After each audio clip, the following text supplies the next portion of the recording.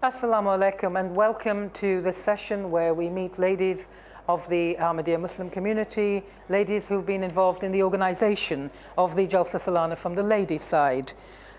Today has been a really special day for us because this is the day when the head of the Ahmadiyya Muslim community, His Holiness Hazrat Mirza Masroor Ahmad, may Allah be his helper, addresses the ladies from the ladies' Jalsa Gah. With me today, I'm very privileged to have the president of the Ahmadiyya Muslim Women's Auxiliary Organization, the Lajna UK, Dr. Fariha Khan. Wa alaikum salam. And with her, we have Mrs. Sharmeen Butt, who is at Jalsa Salana in charge of the press and media section here at the Jalsa. And wa alaikum salam, and also with us is Mrs. Fazana Yusuf, who handles the Tabligh or outreach portion of the Jalsa Salana on the ladies' side. Wa alaikum salam, welcome ladies. So the Saiba, can I start with you? I've noticed that this is your second year of being president, and you're still smiling. If you recall, last year we met here and Hazur's guidance was to smile at Jalsa. Yes. How have things been? So I'm still following that guidance.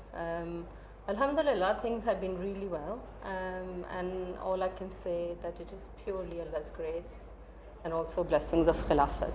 And here at Jalsa Salana UK, whether on the ladies' side or on the men's side, we see blessings of Khilafat every minute of every day of Jalsa Salana. And everything that happens at our Jalsa is under direct guidance from Huzur. We have 5 addresses from Huzur that makes our Jalsa very, very special.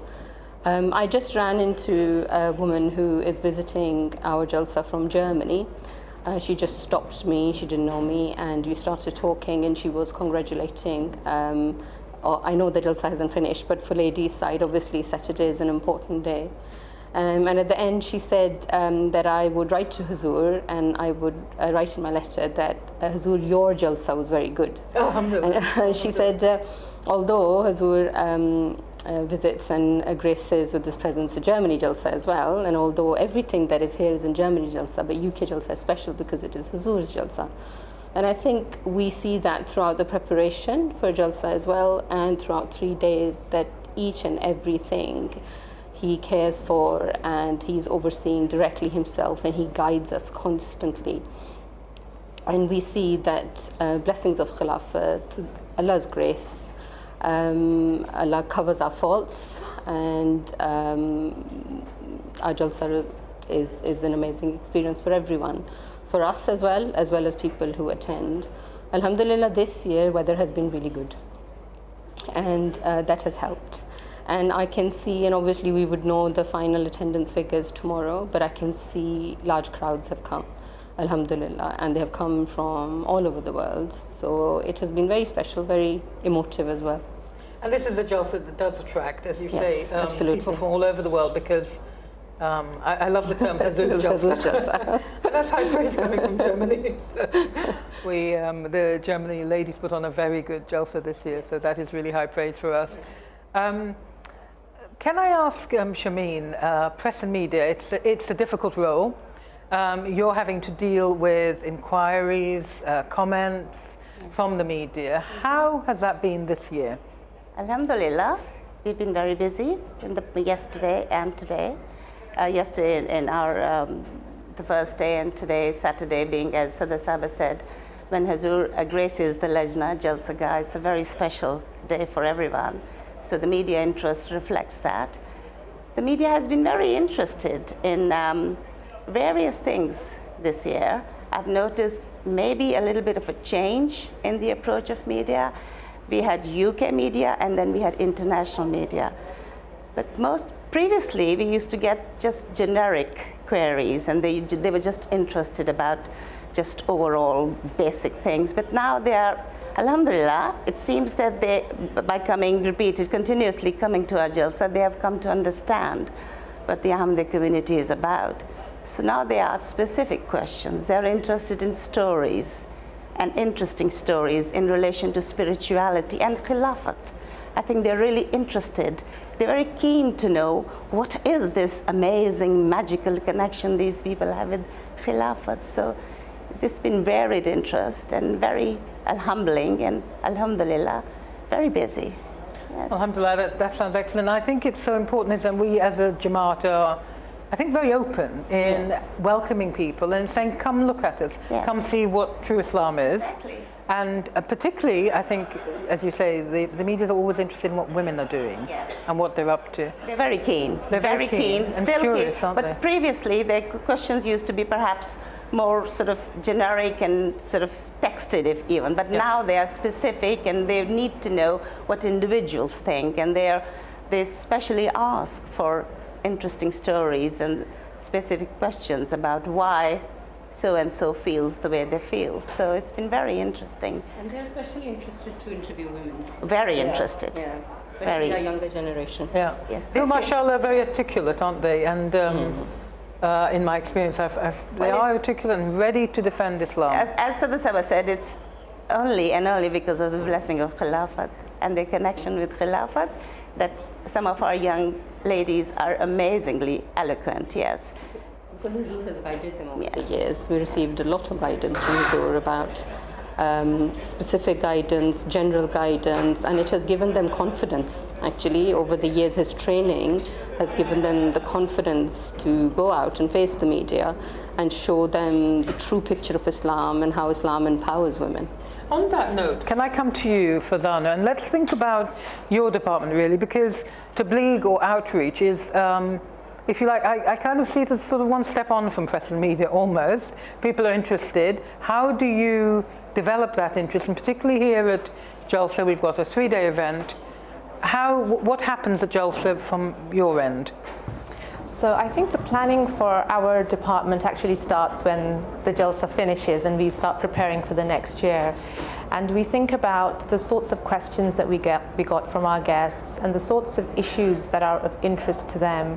What are the areas that they want to know about? What are the areas that they want to learn more about? And this helps us to frame the exhibitions, the displays, and the information that we make available for them in our outreach marquee. And so based on that, what we have done this year is we have focused a lot on women's rights, because this seems to be an issue that a lot of our guests want to know more about. They want to understand. First of all, they want to know, do women in Islam have any rights? And if so, what are their rights? And they're very interested in knowing, how do these rights compare to the rights that men in Islam have? And so we made that a focus of our marquee this year, and we had an exhibition on that, which alhamdulillah, by the grace of Allah, many of our guests viewed and found very interesting and very informative. And as well as that, we have other interactive displays. We have a display where they can try on the hijab, and that's been very inspiring as well. And a lot of guests have commented that actually they had conceived ideas about what it feels like to wear a hijab from what they might have seen or heard. But when they actually experienced it for themselves, they were very pleasantly surprised at how elegant, empowered, and even how liberated they felt wearing it. So on that note, can I come back to you, Sada Saba, because in his keynote address to the ladies, Huzur spoke about the challenges, the conflict between dunya and deen, the world and faith. And I guess as we come to the end of this discussion, I wonder what's the take home there for us? The address, I don't have words to describe how amazing it was, how inspirational it was, and how empowering it was. Because, as you said, the main theme was to give precedence to faith over worldly matters, and how, as Ahmadis, it is our responsibility to show with our actions. And he addressed both men and women, and he laid out every step that we have to take. He did, absolutely, and in different roles of women. And he laid out what makes a peaceful home, what are the responsibilities of husbands, and what are the responsibilities of wives, and how they complement each other to increase in their faith. how they support each other, how they encourage each other, and how wives play a role as well to encourage their husbands in matters of faith, and not just think about worldly matters or follow materialistic things. And the same thing he addressed towards younger generation as well. So I found the address extremely inspirational, and I'm sure everyone else did too. And I think it's the fact that our Khalifa thinks about women and men that's so important, isn't it? That when he instructs women, he's also instructing men. And when he instructs men, he's also thinking about women, isn't he? Because it is the teaching of the Quran. In Quran, Allah addresses men and women both at the same time. They both have the same covenants to follow, and they would be given the same reward. So it is exactly based on that principle. So we've got one more day to go. What are you most looking forward to? Actually, I started to feel sad now, because when you realize there was only one day to go, then you realize how quickly the time went. There's so much time and effort that goes into preparation of this Jalsa, but when it arrives, it just goes so quickly. Obviously, last day we're looking forward to international bed and the final address. Yes, absolutely. And the international bayat, although it's within the ladies, the emotion. Yes. So, what do guests press? Is there any? Do they get to see any of that? So we take our guests inside to view that as well and to be a part of it, and I have to say it is so overwhelming from them. It actually brings tears to their eyes as well. I think it's such a powerful moment that it's so special for everyone, whoever experiences it. It moves them. It moves them immensely, yeah. And for those viewers who've not seen the international bayat, it's incredibly unique, isn't it? It's a very unique moment, and it's that moment when Hazur asks us to renew our pledge, and the multiplicity of voices, isn't it?